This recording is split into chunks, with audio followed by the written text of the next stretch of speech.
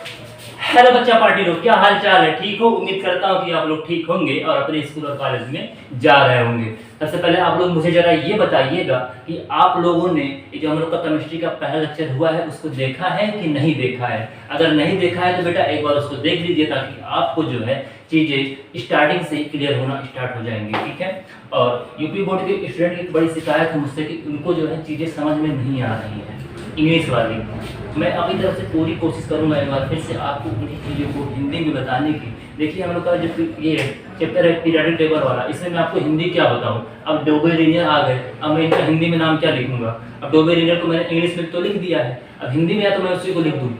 अगर जहाँ चीज़ें अगर मुझे लगेंगी कि आपको बतानी मैं पूरी कोशिश करूँगा। और आप लोग एक काम करिएगा कि जो है अगर आपको कोई डाउट होता है ट्रांसलेशन को लेकर, एक बार आप टेलीग्राम पे मैसेज कर दीजिएगा कि सर मुझे यहाँ पे दिक्कत है। एक चीज़ और मैं आपको बता देना चाहता हूँ। एक मिनट एक चीज़ और आपको मैं बता दूँ कि मुझे ये जो मैं लिख रहा हूँ ये चीज़ कोई ना बोले भाई साहब। बड़ा हमको पता नहीं क्यों अजीब लग रहा है, बच्चे मुझे सर बोल रहे हैं, मुझे इसकी आदत है नहीं। मुझे कृपया करके ये ना बोलें। मुझे एक सिंपल सा हमारा वर्ड आता है, चाहे लड़का हो चाहे लड़की हो, मुझे हमेशा यही बोलेगा, वो है भैया। ठीक है, मुझे यही बोलेंगे।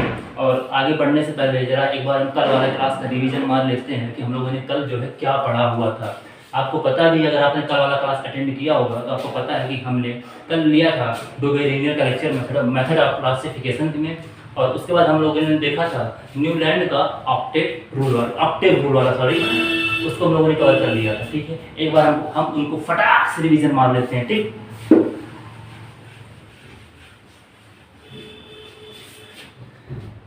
तो देखिए सबसे पहले हम लोगों ने कवर किया था डोबे लीनियर को। मेथड ऑफ क्लासिफिकेशन में पहले यही आए थे। इन्होंने जो है एलिमेंट को थोड़ा व्यवस्थित किया हुआ था। इसमें सबसे पहले इन्होंने अपना दिया हुआ था ट्राइड्स का रूल इन्होंने दिया हुआ था। इन्होंने एलिमेंट को जो है तीन के ग्रुप में डिवाइड किया हुआ था। तीन के ग्रुप में अलग अलग किया हुआ था। इसमें ए, बी और सी ग्रुप थे। इन्होंने बताया था कि जो ए वाला ग्रुप है और सी वाला ग्रुप है, इसका जो एवरेज होगा वो बी के बराबर होगा। और इसका मैंने एक फार्मूला भी देखा था, मास ऑफ बी बराबर mass of A plus mass of C by 2।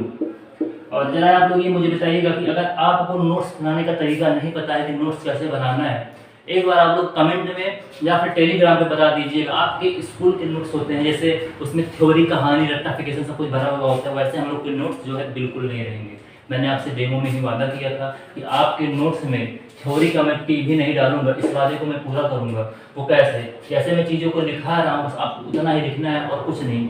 और अपने NCERT की रीडिंग मारनी है। चीज़ें आपकी यहाँ से नोट्स से क्लियर हो जाएंगी। एक बार आप NCERT पढ़ लीजिएगा, आपको चीज़ें याद हो जाएंगी और वही थ्योरी उठा के अपने एग्जाम में लिख दीजिएगा, आपके नंबर 100% आएंगे। यहाँ पे मेरा केवल रीजन ये है कि आपको जो है आपकी NCERT पढ़वाना है।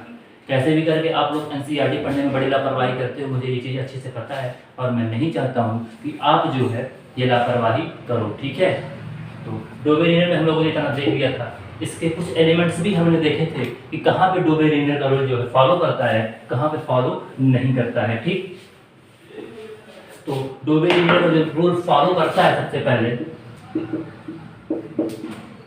वो करता है हमारा लिथियम, सोडियम, पोटेशियम, ठीक, कैंडियम, ट्रांसियम और उसके बाद में आ जाता है बेरियम। ठीक, इसके बाद हमारा आ जाता है क्लोरीन, ब्रोमीन, आयोडीन। इसका मैंने आपको ट्रिक भी बताया हुआ था याद करने के लिए। लिया नया कपड़ा, काड़ी सरिता बहू और दूसरा आ जाता है कार्ब्रो इमरती। इमरती नाम सुन के मुझे पता नहीं क्या हो जाता है, थोड़ा अपने को कंट्रोल कर लेता हूँ पहले। इमरती। ठीक है, आगे बढ़ते हैं। और इसके बाद में हम लोग का जो ये फॉलो नहीं करता है डोबे लीनियर का रूल, हमने इसको भी देखा था। ये आ जाता है जान छोड़ो हग करो। और दूसरा आ जाता है कुत्ते वाला एग्जाम्पल जो मैंने आपको दिया हुआ था, कुत्ते आजा आऊं, ये हमने डू बी रिलेटेड एग्जाम्पल में देखा था। और इसके साथ ही जो फॉलो करता है डू बी रिलेटेड एग्जाम्पल, इसमें जो है उस एक्सटर्नल एग्जाम्पल में भी मैंने आपको बताए हुए थे, जिसमें आ जाता है पहले खूब रब ने काटा, ठीक है, ये आपका आ गया। उसके बाद में दूसरा आपका आ जाता है इसमें सुमन से तेरा क्या रिश्ता है। इतना हम लोगों ने कवर कर लिया था डू बी रिलेटेड भाई साहब के बारे में। एक बार आप अपनी एनसीईआरटी की रीडिंग जरूर मान लीजिएगा, चाहे वो हिंदी वाली हो चाहे इंग्लिश वाली हो, चीज़ें आपके लिए क्लियर हो जाएंगी, ठीक है। अब हम दूसरा कवर कर लेते हैं। दूसरा हम लोगों ने देखा हुआ था न्यूलैंड का ऑक्टेव रूल, ठीक। न्यूलैंड के ऑक्टेव रूल को एक बार फटाक से हम लोग रिवाइज कर लेते हैं, उसके बाद हम आज की क्लास को आगे बढ़ाएंगे, ठीक। न्यूलैंड ऑक्टेव रूल, ठीक है। इसमें एलिमेंट्स को मैंने कुछ आपको लिखवाए हुए थे, उस एलिमेंट्स को एक बार मैं आपको याद करवा देता हूँ, कल मैंने वो याद नहीं करवाए थे। इसमें पहला आपको आ जाता है हमारी फरारी क्लीन है, हमारी फरारी क्लीन है। उसके बाद लिया नया कपड़ा, फिर बेटा मांगे कार, ठीक है। फिर इसके बाद हम लोग देख लेते हैं बेशरम अली टीना के पीछे। फिर उसके बाद में हम लोग देख लेंगे एक आंटी जी हमारी हैं, जैसे ही हम लोगों ने यहाँ फरारी का नाम लिया, फरारी एक कार होती है। अब इनको तो ये पता चल गया कि इनके घर में कोई कार आया है और उसका नाम है फरारी। अब उनको ये हजम नहीं हो रहा है आंटी जी को, कार आया है, कौन सी कार आई है भाई, हमको नहीं पता चला। तो आंटी जी चिल्लाते हुए आती हैं, कौन सी कार। आंटी जी ने जैसे ही बोला कौन सी कार, तुरंत मुझे यहाँ पे इसका ट्रिक मिल गया, कार्बन सिलिकॉन और क्रोमियम का। समझ में आ रहा होगा आपको, मैं उम्मीद करता हूँ। फिर उसके बाद आपका आ जाता है नहीं पीटा मैग्नीज को, नहीं पीटा मैग्नीज को, ठीक है। जरा आप लोग ये बताइएगा कि जब अली भाई साहब ये जो हैं बेशरम अली भाई साहब जो हैं, जो टीना के पीछे पड़े हुए हैं, जो बेशरम अली भाई साहब हैं टीना के पीछे पड़े हुए हैं दिनों रात बेचारे, एक ये हुए उसके पीछे पड़ के, तो पीटेंगे ये, लात ये खाएंगे, ये मैग्नीज खाएगा। पहले बताइए, जो पीछे पड़ा हुआ है वही तो लात खाएगा, है कि नहीं। तो हम लोग मैग्नीज को क्यों पीट देंगे, तो नहीं पीटा मैग्नीज को। अब ये जो अली भाई साहब हैं ये हैं हमारे बचपन के मित्र। अब जब ये वो वीडियो देखेंगे कि मैंने उनके नाम का यूज किया हुआ है निमानिस बनाने में, और किस तरीके का निमानिस मैंने बनाया है, भाई साहब मुझे गालियां पड़ेंगी पहले, और हो सकता है अगर वो पास में आके मेरे कुछ बोलेंगे, एक आध थप्पड़ मार भी दे मुझे। अली भाई आपसे मैं सॉरी बोलूँगा। मुझे जब मैंने इनको देखा आज, तो मुझे यही सूझा कि मैं आपका जो नाम यहाँ पे यूज़ कर दूंगा तो काफ़ी अच्छा बच्चों के लिए निमानिस बन जाएगा और वो भूलेंगे नहीं। मैं यहाँ पे जो भी निमानिस का यूज़ कर रहा हूँ, ट्रिक का यूज़ कर रहा हूँ, वो आपको कहीं नहीं मिलेगी। मिलेगा आपको तो ये लिया नया कपड़ा बेटा मांगी कार, ये तो सामाजिक है। ये दोनों लिया नया कपड़ा बेटा मांगी कार, ये सामाजिक रूप से है, सबको पता होगा। लेकिन हमारी फरारी क्लीन है, किसी को नहीं पता होगा, क्योंकि मैंने इसको खुद बनाया है। बेशरम अली टीना के पीछे कौन सी कहानी, हमारी आंटी जी जो है, आंटी जी लोगों को जो है बड़ा। उसके बाद आपका आ जाता है कौन सी कार, जो हमारी आंटी जी हैं इनको पच नहीं रहा था, आ गई कूदते हुए, कौन सी कार लाए भाई, कौन सी कार लाए। और हम लोग का निमानिस भी यहीं पे बन के तैयार हो गया। और आप लोग ये जानते होंगे जो भाई पीछे पड़ेगा वो लात खाएगा, इसलिए मैं आपसे भी कहूँगा किसी के भी पीछे मत पड़ो, यही सही समय है। क्लास 11 का कितनी बार मैं तुमको समझाऊँ, लेकिन तुम लोग गधे हो, मानोगे नहीं। एक बार फिर से मैं समझा देना चाहता हूँ आपको, किसी के पीछे मत पड़ो, नहीं तो बेटा धोबी के कुत्ते इस तरीके वाले बनोगे, ना घर के रहोगे ना घाट के रहोगे, जिंदगी कहाँ जाएगी कोई पता नहीं है, ठीक है। अगर कुत्ता बिल्ली मत करो, आ जाओ हम लोग के साथ यहाँ पे। तो यहाँ तक हम लोग का क्लियर हो गया। उसके बाद में एक आ जाता है और लास्ट वाला, उसामा की सर्विस फीकी है, उसामा की सर्विस फीकी है। आप ये बताइएगा कि उसामा बिन लादेन जो था वो एक खूंखार आतंकी था कि नहीं, और अमेरिका वाले ने किस तरीके से उसका ठाएं किया था, है कि नहीं, आपको तो पता ही होगा। तो उसकी जो आतंकवादी लोग जो होते हैं उनकी सर्विस बताइएगा, तो फीकी होती है कि अच्छी होती है, फीकी होती है, घटिया होती है कि नहीं। तो उसामा की सर्विस जो है फीकी होती है, फीके लोगों की फीकी सर्विस, ठीक है। उसके बाद फ्लोरीन एंड क्लोरीन, इसको आप लोग याद कर लीजिएगा। ठीक है, तो ये आपका हमारा हो गया न्यूलैंड के ऑक्टेट का याद करने का रूल। आप अपनी एनसीईआरटी अब खोलेंगे, आपके एनसीईआरटी के पेज नंबर 75 पीरियोडिक टेबल में एक टेबल बनाया गया हुआ है एलिमेंट का, जिसमें 3.2 करके लिखा हुआ है और न्यूलैंड का ऑक्टेट लिखा हुआ है। ठीक, इसमें उन्होंने कुछ इस तरीके का टेबल बनाया हुआ है, इस तरीके का, वो यही सारे एलिमेंट हैं। कुछ एलिमेंट्स इसमें मैंने एक्सटर्नल कुछ एलिमेंट्स मैंने इसमें एक्सटर्नल जोड़ दिए हैं जो आपके लिए हेल्पफुल रहेंगे, और आप विश्वास नहीं करोगे, यहाँ से भी नीट में क्वेश्चंस आए हुए हैं PYQ में। ठीक, और आपके बोर्ड में भी ये डायरेक्ट पूछे जा सकते हैं, इनमें से न्यूलैंड के ऑक्टेव को कौन कौन से एलिमेंट फॉलो करते हैं। न्यूलैंड का ऑक्टेव वैलिड नहीं हुआ था क्योंकि ये केवल कैल्शियम तक की था वैलिड, बाकी इसके आगे के एलिमेंट में फॉलो नहीं होता था। इनका जो रूल था कि हर 8वां एलिमेंट, जैसे 1 2 3 4 5 6 7 8, हर 8वां एलिमेंट का जो प्रॉपर्टी होगा वो पहले के समान होगा, ये इनका रूल था। न्यूलैंड भाई साहब यहाँ पे हो जाते हैं समाप्त। अब हम आज अपनी क्लास को आगे बढ़ाते हैं। ठीक,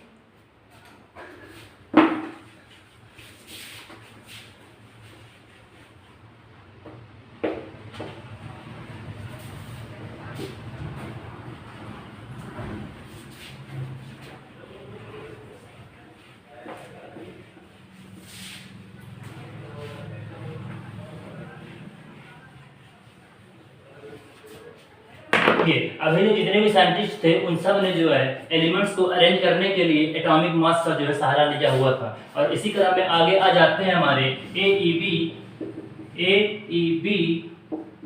D कार्बो, इनका तो मुझे नाम ही नहीं याद होता, पहले एक बार मैं देख लेता हूँ इनका नाम क्या है। इनका नाम है कैनकोरो ट्वाइस। ठीक है, ये भाई साहब है, इनका ये नाम है, कितना अच्छा नाम है कि नहीं। इन्होंने क्या किया था, एलिमेंट्स को अरेंज कर दिया था, एलिमेंट को अरेंज किया था सिलेंड्रिकल फॉर्म में।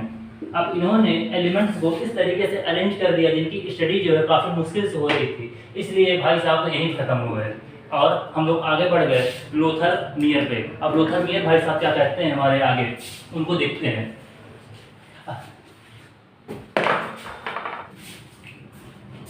अब ये जो लोथर-मियर भाई साहब हैं, लोथर-मियर,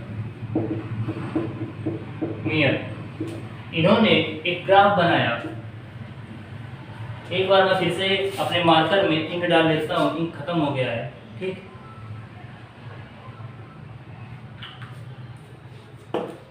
इन्होंने एक ग्राफ बनाया कुछ इस तरीके से। ठीक, और इस ग्राफ में ये असेंडिंग बनाया और ये पीक वाला पार्ट बनाया, फिर डिसेंडिंग बनाया, फिर ascending descending ascending descending ascending descending, कुछ इस तरीके का उन्होंने ग्राफ बनाया।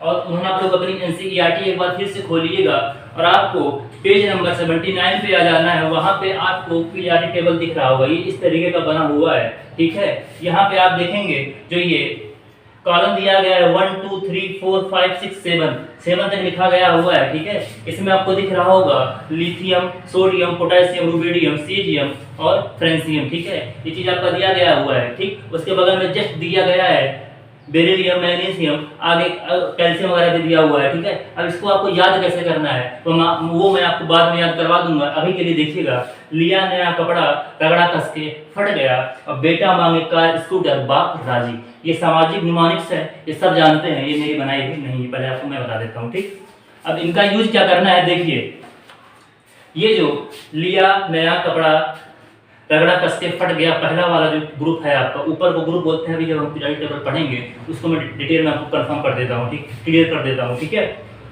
तो लिया नया कपड़ा, रगड़ा कस के फट गया, इसको बोलते हैं एल्कली मेटल। क्या बोलते हैं, एल्कली मेटल। और इसके बगल जो लिखा हुआ है इसको बोलेंगे एल्कलाइन मेटल, एल्कलाइन मेटल। ठीक है, और थोड़ा और आगे जाएंगे, यहाँ पे ग्रुप नंबर 17 में आपको दिखेगा फ्लोरीन, क्लोरीन, ब्रोमीन, आयोडीन, एस्टेडीन। ठीक है, इसको बोलेंगे हम लोग हैलोजन फैमिली, हैलोजन फैमिली। अब मैं इसको यहाँ पे क्यों लिख रहा हूँ जरा मैं आपको बता देना चाहता हूँ अभी। तो ये जो आपके हो गए एल्कली मेटल वाले पार्ट, ये होते हैं हाईली इलेक्ट्रो पॉजिटिव, ये होता है हाईली इलेक्ट्रो पॉजिटिव। अब इलेक्ट्रो पॉजिटिव नेगेटिव क्या है ये मैं आगे आपको क्लियर कर दूंगा, अभी बस आप ध्यान रखिएगा कि जो एल्कली मेटल होते हैं वो हाईली इलेक्ट्रो पॉजिटिव होते हैं, और दूसरे जो एल्कलाइन मेटल होते हैं ये थोड़ा लेस, और ये जो एल्कलाइन मेटल होते हैं ये जो है लेस इलेक्ट्रो पॉजिटिव होते हैं, और हैलोजन जो होते हैं वो हाईली इलेक्ट्रो नेगेटिव होते हैं। अब मैं यहाँ पे आपको ये सारी चीजें क्यों बता रहा हूँ उसको मैं जरा क्लियर कर देना चाहता हूँ, आपके साथ चाहता हूँ। जो ये एल्कली मेटल वाली चीज है इनको लोथर मेयर ने रखा पीक पे, ठीक, पीक आपका यहाँ पे बन रहा है पीक, और एल्कलाइन मेटल को लोथर मेयर ने रखा हुआ था, जो डिसेंडिंग वाला पार्ट दिख रहा है, डिसेंडिंग वाले पार्ट पे इन्होंने रखा था एल्कलाइन मेटल को, और जो है असेंडिंग वाला पार्ट दिख रहा है, देखिए उठता हुआ कर्व आपको नजर आ रहा होगा, जो असेंडिंग वाला पार्ट आपको दिख रहा होगा इसमें इन्होंने रखा था हैलोजन फैमिली को। अब जरा अपनी एनसीईआरटी एक बार फिर से उठाइएगा और आप देखिएगा कि आपके हाइड्रोजन फैमिली में कौन कौन से एलिमेंट्स आ रहे हैं। इसमें आपका पहला आ रहा है फ्लोरीन, क्लोरीन, ब्रोमीन, आयोडीन, एस्टेडीन, ठीक है। मतलब फ्लोरीन, क्लोरीन, ब्रोमीन, आयोडीन, एस्टेडीन को इन्होंने रखा हुआ है असेंडिंग वाले पार्ट में। असेंडिंग पर कर्व यहाँ पे है, यहाँ पे है, यहाँ पे है, यहाँ पे है, ठीक है। मतलब फ्लोरीन, क्लोरीन, ब्रोमीन, आयोडीन, जहाँ पे असेंडिंग वाला पार्ट है वहाँ पे हाइड्रोजन के एलिमेंट्स को ही रखना है, ठीक। और डिसेंडिंग वाले पार्ट में उन्होंने रखा हुआ था एल्कलाइन मेटल को, और एल्कलाइन मेटल में आपका आ रहा है ये बेटा मांगे कार स्कूटर बाप राजी, ये आपके जो एलिमेंट्स यहाँ पे आएंगे वो डिसेंडिंग वाले कर्व में आएंगे, ठीक है। और जो आपके पीक पे आएगा वो लिथियम, सोडियम, पोटेशियम, ये जो लिया नया कपड़ा रगड़ा कस के फट गया, आपके जो पहले वाले ग्रुप के एलिमेंट हैं वो सारे पीक पे आएंगे। अब जरा मैं इनको आपको अच्छे से समझा देना चाहता हूँ कि आखिर मेघ मात्रा क्या चल रहा है यहाँ पे, ठीक। अभी तक आपने समझ लिया होगा कि ल्यूलैंड ने अपना जो ग्राफ दिया था इस पे दिया था, ठीक। और इन्होंने एलिमेंट के फिजिकल प्रॉपर्टी पे ये ग्राफ दिया हुआ था, मतलब बॉइलिंग पॉइंट और मेल्टिंग पॉइंट, और इसमें उन्होंने सहारा लिया हुआ था रेडियस का और साइज का। साइज जो है किधर जाने में घटता बढ़ता, ये सारी चीजें हम आगे देख लेंगे। अभी बस केवल आप जो मैंने बताया है उतना ध्यान रखिएगा, ठीक है।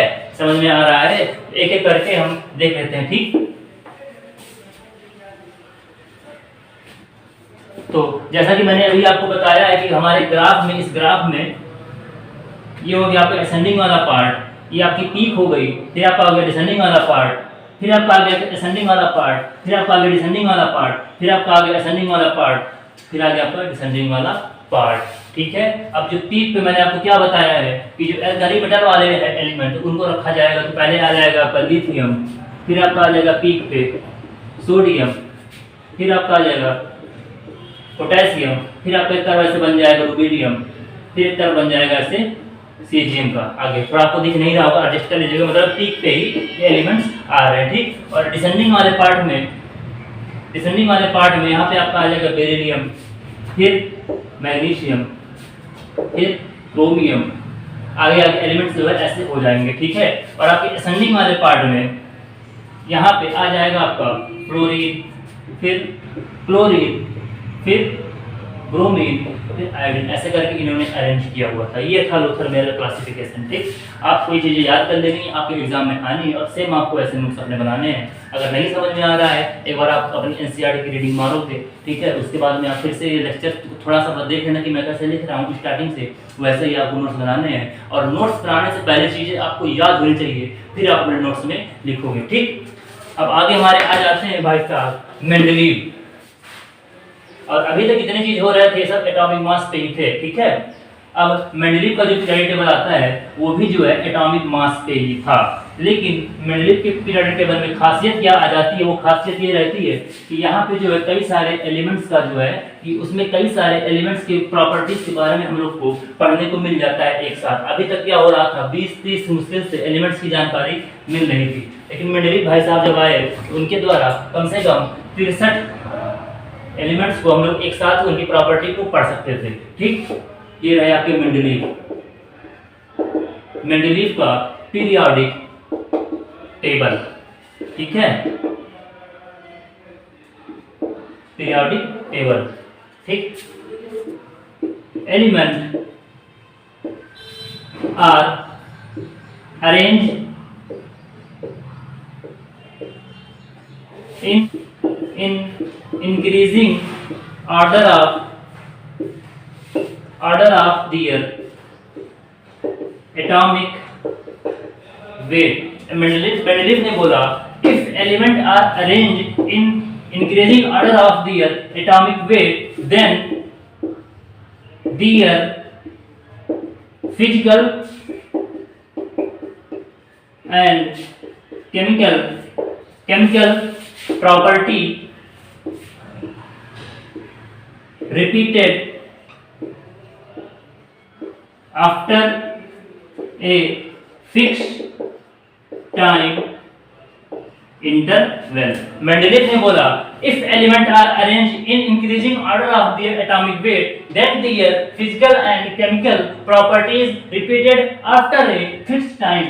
मतलब कि अगर तत्वों को उनके परमाणु भार के बढ़ते हुए क्रम में रखा जाए तो उनकी रासायनिक और भौतिक क्रिया जो होगी वो एक फिक्स टाइम के बाद रिपीट होगी। ये था मेंडलीफ का कहना, ठीक है। ये था कि इन्होंने एलिमेंट को काफी सिस्टमैटिक वे में रखा हुआ था, सिस्टमैटिक वे में इन्होंने एलिमेंट को रखा हुआ था जिससे उनको जो है पढ़ना, उनकी प्रॉपर्टीज को पढ़ना काफी आसान हो गया था। दूसरा, उन्होंने कई एलिमेंट्स ऐसे थे जिनके परमाणु भार, जिनको आप एटॉमिक वेट बोलोगे, वो गलत बताया गया था। जैसे एटॉमिक वेट बेरिलियम का बताया गया था 13.5 पहले, और उसके बाद जब ये आए तो इन्होंने इसको सही किया और इसको बताया कि 9 होता है। कैसे बताया था ये आपके सिलेबस में तो नहीं है, लेकिन मैं बता देता हूँ फिर भी। इक्विवेलेंट मास बराबर होता है एटॉमिक मास अपॉन वैलेंसी, ठीक है। अब एटॉमिक मास बराबर हो जाएगा इक्विवेलेंट मास इनटू वैलेंसी, ठीक है। आपके लिए ध्यान रखना, कोई याद लिखने की जरूरत नहीं है इसको, ठीक। उसके बाद इन्होंने जो अननोन एलिमेंट्स थे उनके लिए भी जगह छोड़ दी हुई थी कि जब ये एलिमेंट्स खोजे जाएंगे, और उन्होंने पहले ही बता दिया था कि अगर ये एलिमेंट्स खोजे गए तो किनसे उनकी प्रॉपर्टीज मैच करेगी। जैसे इन्होंने ई का वर्ड का यूज किया हुआ था जिसका मतलब होता है नेक्स्ट टू, मतलब सिलिकॉन, जर्मेनियम, उसके बाद में आ जाता है आपका एल्युमिनियम, फिर गैलियम, फिर बोरान के आगे जो आपका आ जाएगा स्कैंडियम, फिर मैग्नीज के आगे टर्शियम, ठीक है। उन्होंने ये बताया हुआ था कि ये अननोन एलिमेंट्स थे उस टाइम पे, ठीक है। ये एलिमेंट्स जो थे वो अननोन थे और इन्होंने पहले ही बता दिया था, इनके लिए पहले ही अपने इसमें टेबल में जगह छोड़ दी हुई थी, जब इनकी डिस्कवरी होगी तो इनकी प्रॉपर्टी इनके समान ही होगी। अब आपको मैं जरा ये याद करवा देता हूँ क्योंकि ये मोस्ट इंपॉर्टेंट है, मोस्ट इंपॉर्टेंट। यहाँ पे ई का वर्ड इन सब के लिए कॉमन है, ठीक। ये आपका, आप अलगाववादी संगठन के बारे में जानते हैं कि नहीं? ये जो अलगाववादी संगठन होता है ये हमारे देश में भी काफी खुफिया तरीके से काम कर रहा है, जिसका पूरा कोशिश ये होता है कि हमारे देश के जो छोटे छोटे पार्ट हैं उसको हमारे देश से कैसे अलग किया जाए। हमारी सरकार इसकी ऐसे संगठनों को दबाने में लगी हुई है, इसका आप लोग सरकार का शुक्रिया अदा करिए, नहीं तो हमारे जो देश के पार्ट है वो कब के निकल जाते। सरकारों की कोशिश की वजह से ऐसे लोग दब चुके हैं। अब जो है ये अलगाववादी संगठनों ने खुला विरोध करना तो बंद कर दिया। उन्होंने अपनी एक प्लानिंग बनाई। प्लानिंग क्या बनाई? उन्होंने अपनी एक यूनिवर्सिटी खोल ली। उस यूनिवर्सिटी में पढ़ाई होती थी बीएससी की और बीए वगैरह की, ठीक है। उस यूनिवर्सिटी में बीएससी बीए वगैरह की पढ़ाई होती थी। तो यहाँ पे सीता और गीता नाम की 2 लड़कियाँ थीं, वो इसी अलगाववादी यूनिवर्सिटी में पहुँची थी बीएससी करने के लिए, ठीक। लेकिन वहाँ पे जाने के बाद इनको जो है पता चल गया इसकी सच्चाई अलगाववादी संगठन की कि ये केवल यूनिवर्सिटी के नाम पे दिखावा कर रहे हैं और हमें जो है देश के खिलाफ भड़का रहे हैं, ठीक। तो हमारा जो अलगठित रहने वाला है वो इसी अलगाववादी से ही रहने वाला है कि सीता और गीता अलगाववादी संगठन में गए बीएससी करने के लिए, लेकिन जब उन्हें पता चला तो वो उस यूनिवर्सिटी से निकल के जाना चाह रहे थे। फिर वहाँ की प्रिंसिपल ने उनको बुलाया और पूछा कि आप जो है ये यूनिवर्सिटी क्यों छोड़ रहे हैं? तो उन्होंने बताया, अरे वो प्रिंसिपल, मन में तेरे चोर रे, मन में तेरे चोर रे, मन में तेरे चोर रे, ठीक। नहीं कंफर्म हुआ? एक बार मैं अच्छे से फिर से कंफर्म कर देना चाहता हूँ आपके सामने। देखिएगा ये लड़कियां हैं सीता और गीता, ठीक है। ये गई अलगाववादी यूनिवर्सिटी में, वहां पे इनको करना था बीएससी, ठीक है, उनको वहां पे बीएससी करना था। लेकिन जब इनको उनकी सच्चाई पता चली, वो जो है कॉलेज के छोड़ के जाने वाली थी, तब वहां की प्रिंसिपल ने इनको बुलाया और पूछा कि आप लोग जो है क्यों जा रही हैं छोड़ के, ठीक है। तो इन्होंने बताया, अरे वो प्रिंसिपल, मन में तेरे चोर रे, समझ में आया कि नहीं आया? मन में तेरे चोर रे। ट्रांसलेशन यहाँ पे एसआई का मतलब हो गया आपका सिलिकॉन, और गीता का मतलब हो गया आपका जर्मेनियम, और अलगाववादी का अल से आपका हो गया एल्युमिनियम, और गाववादी से हो गया गैलियम, और बीएससी में बी का मतलब हो गया बोरान, और एससी का हो गया स्कैंडियम, और मन में का मतलब हो गया मैग्नीज, और तेरे चोर रहने का मतलब हो गया ट्रांसियम। आपको ये चीज समझ में आई होगी, उम्मीद करता हूँ, ठीक है। इसके बाद में हम लोग अपने मेंडलीव का जो पीरियोडिक टेबल था उसके और एक एडवांटेज की बात कर लेते हैं। उसमें आपका आ जाता है दूसरा वाला, सॉरी 2 3 हमने देख लिया, आपका आएगा चौथा वाला इन्होंने दिया था बिल्डिंग एलिमेंट्स। इसमें इन्होंने क्या किया था कि इन्होंने एलिमेंट्स को 2 सब ग्रुप में बांट दिया था, सब ग्रुप फर्स्ट एंड सब ग्रुप सेकेंड। अब जो बिल्डिंग एलिमेंट्स का जो पहला एलिमेंट था वो था सोडियम, और दूसरा जो एलिमेंट था वो था मैग्नीशियम, ठीक है। आप लोग ध्यान से सुनिएगा, लिखने की भी कोई जरूरत नहीं है, केवल ध्यान से मेरी बात को सुनिएगा, चीजें आपको यहीं पे याद हो जाएंगी। अब इसमें जरा नेक्स्ट पेज पे देख लेते हैं, ठीक है। आपके बिल्डिंग एलिमेंट में जो पहले 2 एलिमेंट आ जाते हैं वो है सोडियम, और दूसरे आपके आ जाते हैं मैग्नीशियम। अब इस मैग्नीशियम, सोडियम और मैग्नीशियम में 2 सब ग्रुप थे, सब ग्रुप फर्स्ट इसमें हो जाएगा आपका, सब ग्रुप फर्स्ट इसमें आपका आ जाएगा खूब रब ने काटा, और सब ग्रुप सेकंड में आपका आ जाएगा कुत्ते वाला एग्जांपल मैंने आपको कल दिया था कि नहीं दिया था, वही आपका हो जाएगा कुत्ते आजा आऊं, है कि नहीं मजेदार, कुत्ते आ जाओ, ये तो आपको याद ही हो गया होगा। अब मैग्नीशियम में सब ग्रुप फर्स्ट की अगर हम बात करें, सब ग्रुप फर्स्ट की अगर हम बात करें तो ये आपका हो जाएगा जान छोड़ो हग करो, जान छोड़ो हग करो, ये आपका मैग्नीशियम का सब ग्रुप फर्स्ट हो गया। अब सब ग्रुप सेकंड की अगर हम बात करें, सब ग्रुप सेकंड की अगर हम बात करें यहाँ पे, तो आपका हो जाएगा, कल मैंने आपको भाभू वाला एग्जांपल दिया था, दिया और बाती हम में, एक लंगड़ी एक काणी मैं एकड़ी दयानी। आपको याद है कि नहीं याद है? अगर नहीं याद है तो लास्ट लेक्चर आपको देखिए, काफी मजेदार वो बना था, ठीक है। तो इसमें आपका आ जाएगा काणी सरिता बहू, ये आपके हो गए बिल्डिंग एलिमेंट। अब आपका जो 5वां जो इनका एडवांटेज है उसके बारे में चर्चा फटाक से कर लेते हैं, और आज के इस लेक्चर को भी हम थोड़ा सा छोटा रखेंगे, और धीरे धीरे आपके लेक्चर की टाइमिंग इंक्रीज होगी, आगे अचानक से मैं नहीं करूंगा, ठीक है। इनका जो 5वां आ जाता है, इन्होंने पहले के पीरियड टेबल में बताया गया था कि जो थर्ड पीरियड के एलिमेंट होते हैं, थर्ड पीरियड के जो एलिमेंट हैं उनको पहले जो है बिल्डिंग एलिमेंट बोला जाता था, बिल्डिंग एलिमेंट। लेकिन इन्होंने आके बताया कि जो थर्ड पीरियड के एलिमेंट हैं उनको टिपिकल एलिमेंट कहा जाता है, ठीक है। तो इनके ये एडवांटेज हो गए 5वां। अब थर्ड पीरियड के जो एलिमेंट है वो कौन कौन से हैं, फिर आप लोग अपनी एनसीईआरटी खोलिएगा, उसमें आपको साफ साफ दिया गया है।